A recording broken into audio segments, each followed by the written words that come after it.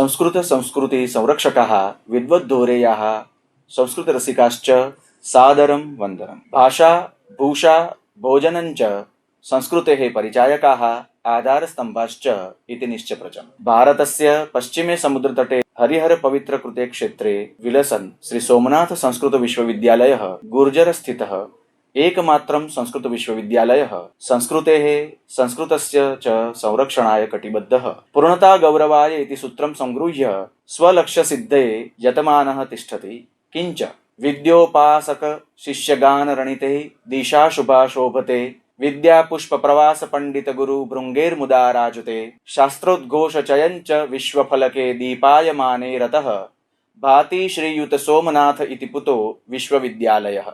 एवं सदा गुर्जर कीर्तिं गायति समुद्रतटे स्थितः श्री सोमनाथ संस्कृत विश्वविद्यालयस्य साक्षात्कार धारायाम् अहम् अत्र भवतां समेषां हार्दं स्वागतं कुर्वे। पुनश्चाद्य अपरो ज्ञानसागरैव ज्ञानगभीरश्च विद्यापारंगतः गुर्जरस्य महाविद्वांसः पंड्या नरेन्द्र गुरवः अद्य अस्माकं साक्षात्कार धारायां समुपस्थिताः। अहम् अत्र भवतां स्वागतं कुर्वे। नमो नमः, सादरं नमः। एते 34 वर्षात्मको बृहद् शैक्षणिक अनुभव परिदधन्तः तिष्ठन्ति। प्राचार्य रूपेण 26 वर्षात्मको अनुभव भजन्ते। संस्कृत साहित्य परिषदा शास्त्र पंडितः श्री सोमनाथ संस्कृत विश्वविद्यालयेन संस्कृत गौरवं तथा च श्री स्वामिनारायण मंदिर संस्थानं सरदार इत्यनेन संस्कृत रत्नाकरः इत्यादिभिः उपाधिभिः सम्मानिताः वन्दिताश्च। अत्र भवताम् अमूल्य मार्गदर्शनेन 9 छात्राः विद्यावारिधि पदवीं प्राप्ताः, 12 छात्राः तत्त्वाचार्य पदवीं प्राप्ताः, 30 अधिकानि शोधपत्राणि प्रस्तुतानि, शताधिकेषु नाना संगोष्ठ्यादिषु स्वज्ञानसौरभं विकीर्णम्। गुजरात राज्य पाठ्यपुस्तक मंडलम् इत्यनेन सर्वकारेण नूतन पाठ्यपुस्तकस्य रचनायां, लेखने, समीक्षायाम् इत्यादिषु नानाविध कार्येषु दायित्वं प्रदत्तम्। पुनश्च 6 ग्रन्थाः लेखिनी मण्डिताः, तेषु जगति 20 अभूतपूर्वम्, यतो हि तत्र छन्दशास्त्रेषु नूतनानां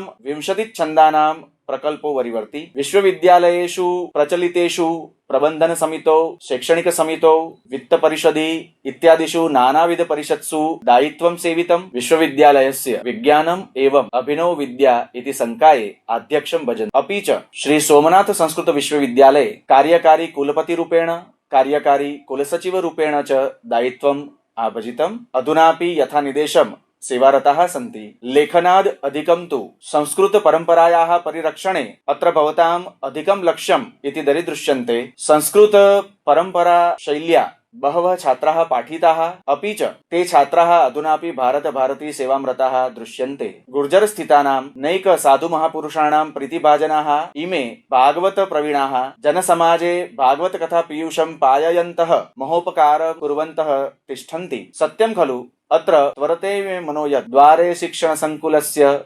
जलधिर्गर्जंश्च कीर्तिं स्थितः ज्ञानाब्धिरपरः सदा शुभमतिः द्वारान्त आश्रूयते शास्त्रालेखन तत्परो हितरतः शास्त्र प्रवीणो गुणी श्री सारस्वत मूर्तिमान् निवस्थितः पंड्या नरेन्द्रो गुरुः। अत्र पुनः अहम् अत्र भवतां साक्षात्कार धारायां समोदं स्वागतं कुर्वे। नमो नमः। नमो नमः गुरवः। अत्र भवन्तः मान्याः संस्कृत संस्कृति संरक्षणे प्रदत्त जीवनाः इति सर्वेषाम् अस्माकं कर्मचारिणाम् अध्यापकानां च अनुभवः। अत्र बृहद् शैक्षिक अनुभवं परिदधन्तः तिष्ठन्ति। अस्माकं काश्चन जिज्ञासाः सन्ति गुरवः, प्रश्नरूपेण ताः प्रस्तौमि। अस्माकं प्रथमा जिज्ञासा यद् 17 वर्षेभ्यः अत्र विश्वविद्यालय संलग्ने महाविद्यालये प्राचार्य रूपेण सेवारताः सन्ति, अपि च बहुवर्षेभ्यः अत्रैव सेवारताः सन्ति, तर्हि विश्वविद्यालयम् अधिकृत्य पुनश्च महाविद्यालयञ्च अधिकृत्य अत्र भवतां का दृष्टिः? शोभनम्। श्री सोमनाथ संस्कृत विश्वविद्यालयः गुजरात राज्यस्य संस्कृत विद्या जगति सुप्रतिष्ठितः गौरवं च ददाति। अस्य विश्वविद्यालयस्य प्रारम्भकालादेव अहं विश्वविद्यालयेन सह सम्बद्धः अस्मि। अस्य श्री सोमनाथ संस्कृत विश्वविद्यालयस्य शैक्षणिक कार्यं 2006 ईस्वीय वर्षे यदा प्रारब्धं जातं तदा सर्वप्रथमः वर्गः भगवतः श्री सोमनाथस्य मन्दिरे भगवतः श्री सोमनाथस्य पुरतः एव प्रारम्भः जातः। अध्यापनस्य। तत्र प्रथमः वर्गः मया तत्र स्वीकृतः आसीत्। अल्पीयान् छात्राः आसन्। मन्दिरपरिसरे एव वर्गस्य प्रारम्भः जातः। तस्मिन् समये अहं श्री भागवत विद्यापीठ सञ्चालिते श्री वर्तन्तु संस्कृत महाविद्यालये प्राचार्यः आसम्। ततः अपि अतिथि अध्यापकरूपेण अत्र मम आगमनम् अभवत्। पुनः 2007-वर्षतः अहम् अत्र प्राचार्यरूपेण कार्यं करोमि। साहित्यं, व्याकरणम् इत्यादि विषयान् अध्यापयामि एवं आचार्यकार्यभारं च निर्वहामि।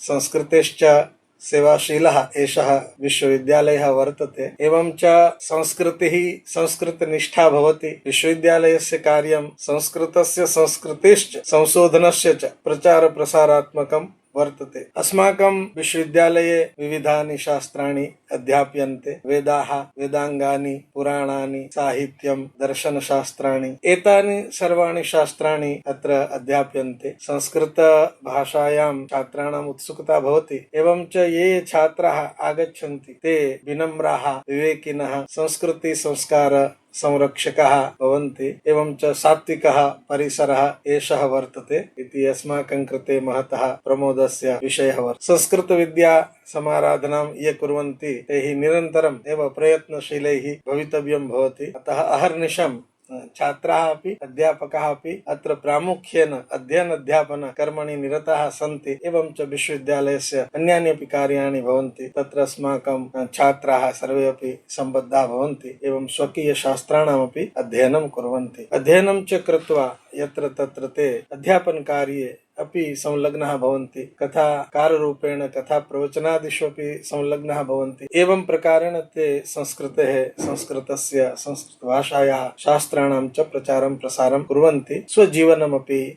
सफलं कुर्वन्ति। तर्हि तत्र भवादृशाः अत्र अध्यापकाः सन्ति। बहुवारम् अन्येभ्यः श्रुतं भवतां विद्यार्थी अवस्थायां बहु उत्साहिनः आसन्। भारतेषु प्रथम क्रमाङ्कः प्राप्तः। तर्हि किञ्चित् भवतां विद्यार्थीकालं विशदीकुर्वन्तु इति, येन छात्राणामपि प्रेरणा स्यात्। अस्मदीया अध्ययनयात्रा प्राथमिकशिक्षणात् प्रारब्धा। मदीयं प्राथमिकं शिक्षणं तु तत्र द्वारकायाः समीपे पिण्डारकं नाम ग्रामः अस्ति। तस्मिन् ग्रामे प्राथमिकं शिक्षणं गृहीतं वर्तते। समुद्रतटे सः ग्रामः वर्तते। अतः समुद्रेण साकम् अस्माकं पूर्वतः एव सम्बन्धः वर्तते। अत्रापि समुद्रः वर्तते। प्राथमिकशिक्षणं सप्तमकक्षापर्यन्तं तत्र गृहीतं। तदनन्तरं बेट्द्वारकायां शङ्खोद्धारतीर्थे, द्वारकायाः समीपे समुद्र मध्ये द्वीपः अस्ति, बेट्द्वारका।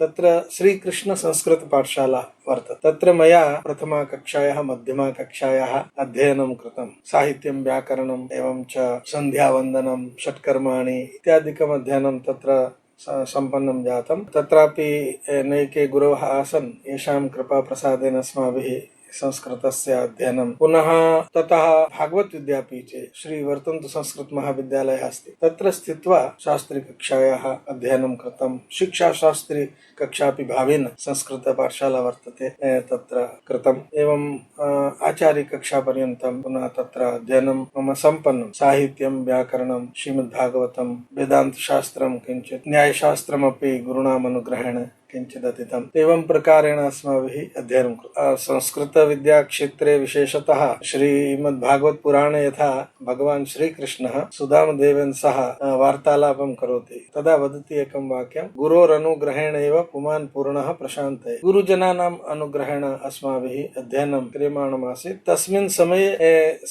राज्यस्तरे अपि स्पर्धाः भवन्ति स्म। यथा इदानीमपि भवन्ति तत्र तदापि भवन्ति स्म। राष्ट्रस्तरे अपि स्पर्धा भवन्ति स्म। तस्मिन् समये इदानीं केन्द्रीय संस्कृत विश्वविद्यालयः वर्तते नवदेहली स्थितः। तस्मिन् समये राष्ट्रीय संस्कृत संस्थान नाम्ना सा संस्था आसीत्। तया संस्थया प्रतिवर्षं शास्त्रस्पर्धाया आयोजनं क्रियते स्म। तस्यां स्पर्धायाम् अपि अस्माकं छात्रावस्थायां गमनम् अभवत्। एवं सुवर्णपदकादीनि अपि तत्र प्राप्तानि भवन्ति। एवं अस्माकं विद्यार्थीकाले गुजरात राज्ये भारतद्वयं विजयवैजयन्ती अपि आगता। तत्रापि पदकादिकं सम्प्राप्तम् आसीत्। एवं च वैजयन्ती सम्पादने अपि अस्माकं सहभागिता तदानीम् आसीत्। एवं च सर्वदैव अध्ययनम् अध्यापनम् एव कर्म अस्माकं प्रामुख्येन वर्तते। अतः स्वाध्यायशीलता भवति, शास्त्राणाम् अध्ययनं भवति, तत्र विविधगुरूणाम् अनुग्रहः अपि भवति, तेन तत्तत् शास्त्रे अभिरुचिः जायते। अपि च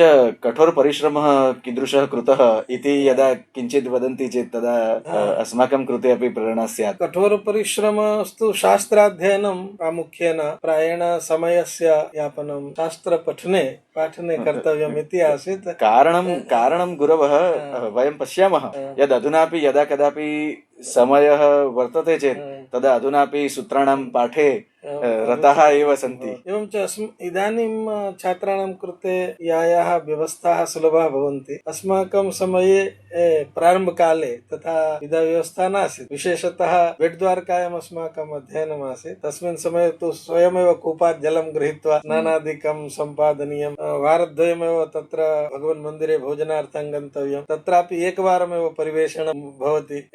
एवं च भूमौ एव शयनं, तत्र कटवादिकमपि तत्र न भवति स्म इत्यादि रूपेण तत्र अध्ययनस्य व्यवस्था आसीत्। परन्तु सत्त्वगुणस्य अभिवर्धकानि सर्वाणि उपकरणानि भवन्ति कृत्वा ज्ञानार्जने सौलभ्यं भवति। वर्षेऽस्मिन् नूतनाः छात्राः आगमिष्यन्ति। सर्वकारपक्षतः अपि ऑनलाइन माध्यमेन प्रवेशप्रक्रिया आरब्धा। अतः नूतनानां छात्राणां कृते कारणं किं, ये नूतनाः छात्राः सन्ति तेषाम् एतादृशः अभ्यासः अपि शास्त्राणां नास्ति। अतः विद्यालयपक्षतः तत्र किं किं कृतं वर्तते, किं वा करणीयं येन छात्राणामपि साहाय्यं भविष्यति, पुनश्च छात्रेभ्यः अपि किम् अपेक्ष्यते येन उभयविधया छात्राणां सर्वथा परिवर्धनं परिपोषणं च स्यात्। सर्वकारेण अस्मात् वर्षात् जीकास् पोर्टल् माध्यमेन छात्राणां कृते प्रवेशः सुलभः कारितः वर्तते। तत्तु सर्वेषां छात्राणां कृते महते उपकाराय भवति। यतोहि छात्रः यत्र कुत्रापि स्थित्वा प्रवेशपत्रं पूरयित्वा स्वकीय अभिलषिते महाविद्यालये अभिलषित विषये सः प्रवेशं प्राप्तुम् अर्हः भवति। एवं च इदानीन्तनाः ये छात्राः सन्ति ते तत्र स्मार्ट्फोन् इत्यादि यन्त्रस्य मोबाइल यन्त्रस्य उपयोगं जानन्ति, अतः तेषां कृते अत्र काठिन्यमपि न अनुभूयते। एवं च सहयोगार्थमपि सर्वैः विश्वविद्यालयैः सर्वैः महाविद्यालयैः अपि सर्वकारस्य निर्देशानुसारं व्यवस्था कृता वर्तते। अत्र अस्माकं विश्वविद्यालये अपि सहयोगस्य व्यवस्था वर्तते। ये केचन छात्राः स्वयं प्रवेशपत्रादिकं पूरयितुं न क्षमाः सन्ति, यदि ते अत्र आगच्छन्ति चेत् अत्र अस्माकं कर्मचारिणः सहयोगं कृत्वा तदपि साधयन्ति। एवं च तत्र अनेन प्रवेशमाध्यमेन बहु सौकर्यमपि सञ्जायते। एवं च एकस्मिन् पञ्जीकरणे एव बहून् विषयान् बहून् महाविद्यालयान् वा चेतुं छात्राः अवसरम् अपि लभन्ते। अस्माकं विश्वविद्यालये महाविद्यालये ये छात्राः आगच्छन्ति संस्कृत पाठशालातः मध्यमकक्षायाः अध्ययनं कृत्वा अपि आगच्छन्ति। एवं च सामान्यम् उच्चमाध्यमिक विद्यालयाः सन्ति, सामान्यप्रवाहस्य विद्यालयाः सन्ति, ततः अपि आगच्छन्ति। तेषां संस्कृतबोधार्थम् अस्माभिः प्रतिवर्षं संस्कृतसम्भाषणस्य शिक्षा आरम्भे दीयते। एकमासपर्यन्तम् अस्माभिः संस्कृतभाषायां कथं व्यवहारः कर्तव्यः, कथं भाषाप्रयोगः कर्तव्यः इत्यादिकं तेन कारणेन संस्कृतग्रन्थानाम् एवं च संस्कृतभाषामाध्यमेन यद् अध्यापनं भवति तत्रापि अवगमनं कर्तुं बोधं कर्तुं तेषां सामर्थ्यम् उत्पद्यते। मासपर्यन्तं ते सज्जाः भवन्ति, ते पठन्ति। एवं च अस्माकं शिष्ट गुजराती भाषा एवं परिशुद्धा हिंदी भाषा, तत्रापि बहवः शब्दाः संस्कृतस्य सन्ति। अतः संस्कृत अध्ययने तेषां तथाविधं काठिन्यं न भवति। व्याकरणशास्त्रदृष्ट्या परिष्करणं ते शनैः कुर्वन्ति, परन्तु ते अग्रे गत्वा तत्र सफलाः अपि भवन्ति।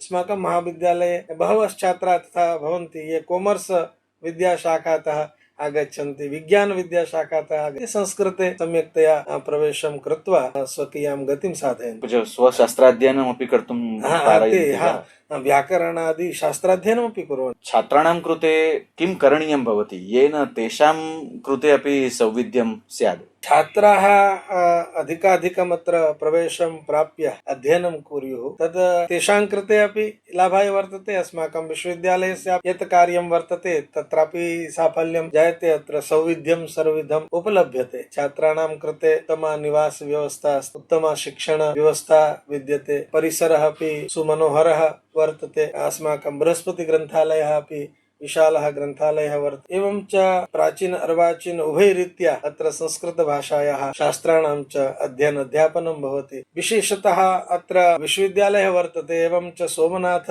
तीर्थं वर्तते, सोमनाथ प्रभासक्षेत्रं वर्तते। अतः प्रायेण सर्वे विद्वांसः जीवने एकवारं तु अत्र दर्शनाय आगच्छन्ति एव। एवं च ये विद्वांसः अत्र आगच्छन्ति तेषां लाभः अस्माकं छात्राणां कृते अपि सुलभः भवति। अस्माकं ये छात्राः भवन्ति ते 5-6 वर्षपर्यन्तम् अत्र अध्ययनं कुर्वन्ति। तस्मिन् समये देशस्य श्रेष्ठानां विदुषां ते दर्शनं तथा च तेषां प्रवचनादिकस्य लाभं ग्रहीतुं ते भाग्यशालिनः भवन्ति। एवं च शास्त्राध्ययनं अत्र तेषां कृते महद्रीत्या सुलभं भवति। अतः सत्यं खलु यद् विद्यापुष्प प्रवास पंडित गुरु भृङ्गेर् मुदा राजते। भवद्भिः नूतनानि छन्दांसि विरचितानि तत् पुस्तकमपि प्रकाशितं वर्तते। तर्हि प्रायः 20 छन्दांसि तत्र सन्ति। एतानि छन्दांसि समाजस्य उपकाराय कथं भविष्यन्ति? एकवारं तत्र महाराष्ट्रे धाणु नगरे संस्कृत शिबिरमासीत्।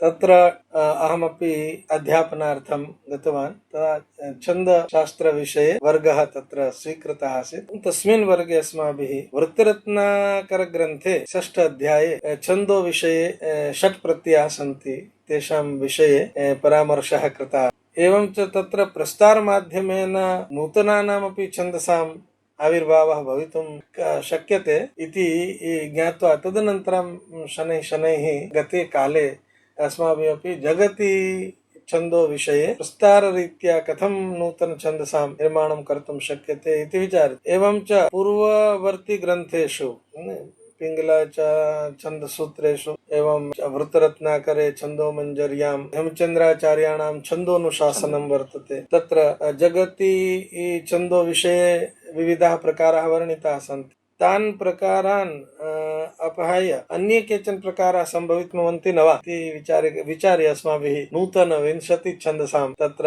निरूपणं कृतं वर्तते। तस्मिन् समये कुलपतिपादाः आसन्, तेषां पुरतः अस्माभिः तानि छन्दांसि दर्शितानि।